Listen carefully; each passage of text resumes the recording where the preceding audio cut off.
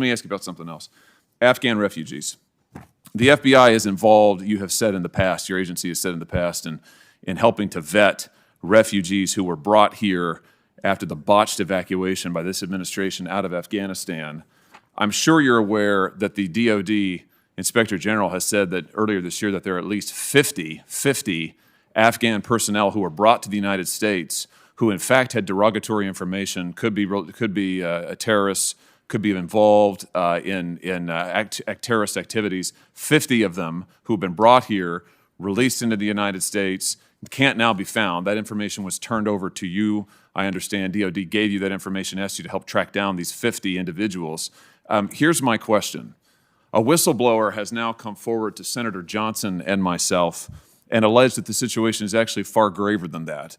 According to this whistleblower's allegations, there are 324 individuals who are evacuated from Afghanistan and allowed to enter the United States despite appearing on DoD's biometrically enabled watch list. This is a watch list that identifies folks whose biometrics have been collected and determined to be threats or potential threats to national security, including known suspected terrorists. So this whistleblower says it's a lot more than 50, it's 324. Are you aware of this? Has DoD or DHS communicated this to the FBI? I don't know that I have the exact number. I know that there are a number of individuals through our Joint Terrorism Task Forces that we are actively trying to investigate as a result of the evacuation. How many? Again, I don't know if I can get you the number, but I will see what we can get you as a follow-up. Of any of this nearly 400 individuals now who apparently have been brought to this country despite having some connection to terrorism, have you interviewed any of them? Have you apprehended any of them? I know there have been a number of interviews of individuals who came, lots of interviews, frankly, of individuals who came as part of the evacuation. I think there have been a number of disruptions. How many of those have been arrests, under what charges, and so forth, that I'd have to get back to you on.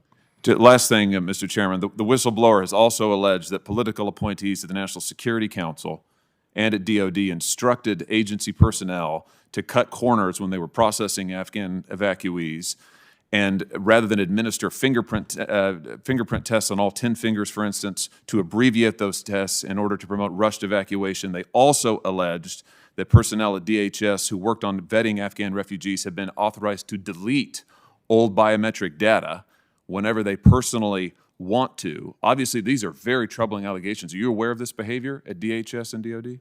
I'm not familiar with the report that you're referring to. I will say that this was a massive number of people to be vetting in an extraordinarily short period of time, and that in my view, inevitably raises concerns. Oh, I think you're absolutely right about that. Inevitably raises concerns, I think, is the nicest thing that could be said about it. In fact, we know that the basic procedures were not followed. We know that the screening process was not followed, and now we know that potentially hundreds of people connected to terrorism are loose in this country as a result. Thank you, Mr. Chairman.